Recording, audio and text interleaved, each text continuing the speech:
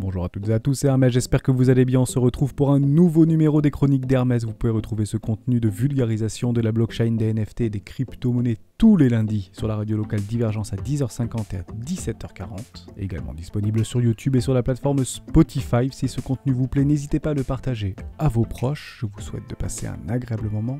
Ciao. J'ai l'impression qu'il y a un gros coup dans l'air. Ton unique responsabilité, c'est de mettre du pain sur la table.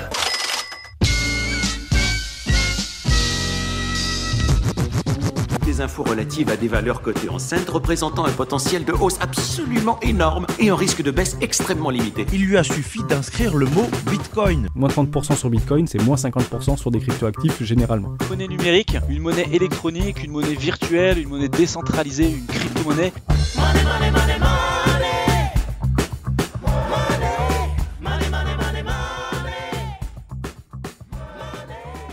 Vous pouvez me croire si je vous dis qu'à mon époque, si vous n'aviez pas de boulot, difficile pour vous de casser la mie.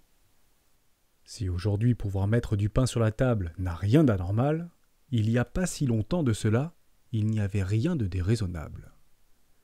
Si jadis on priait le marché bosser pour pouvoir se nourrir, de nos jours on bénit le manger bouger pour pouvoir maigrir. Certains chanceux, comme on les appelle, ont trouvé le moyen de s'offrir le pain sans pour autant devoir moudre le grain. Alors ça c'est la meilleure, montrer du doigt ces vilains profiteurs. Soyez bénis, ô joyeux chômeurs, car aujourd'hui le monde fait vœu de vous donner vainqueur. Ne soyez pas surpris d'entendre tout et son contraire, car le soi-disant voleur d'antan semble bien arborer le costume de sauveur, et ce avant le nouvel an. Inflation, augmentation, restructuration, tous les moyens sont bons pour casser la surconsommation. L'hyperinflation n'est pas due à une indécente impression où l'encre encore fraîche se reflète sur nos carnets de chèques à la sauce digitalisation. Trop de cash dans les sacs et les banques centrales se fâchent. Alors c'est par les prix que le peuple deviendra lâche. Ne vous laissez pas berner par une politique arbitraire qu'une infime minorité avait flairée. Si jadis c'est par les champs qu'on nourrissait nos foyers et par le sang qu'on défendait nos libertés, c'est aujourd'hui par le prisme récessionniste qu'on subtilise ce qui reste dans nos porte-monnaies. Trop d'économistes autoproclamés nous invitent à penser que c'est dans le chômage de masse que la solution a été trouvée. Alors quittez votre job au profit des financiers, car si ce n'est pas votre vie qui est sacrifiée, ce sont vos entreprises qui manqueront de liquidité. Alors, joyeux futurs chômeurs, faites le premier pas et laissez les 1% de l'humanité accroître leur richesse démesurée. Et promis, ils resteront discrets.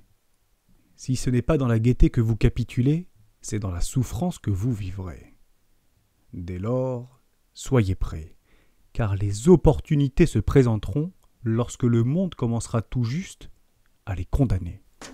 J'ai l'impression qu'il y a un gros coup dans l'air. Ton unique responsabilité, c'est de mettre du pain sur la table.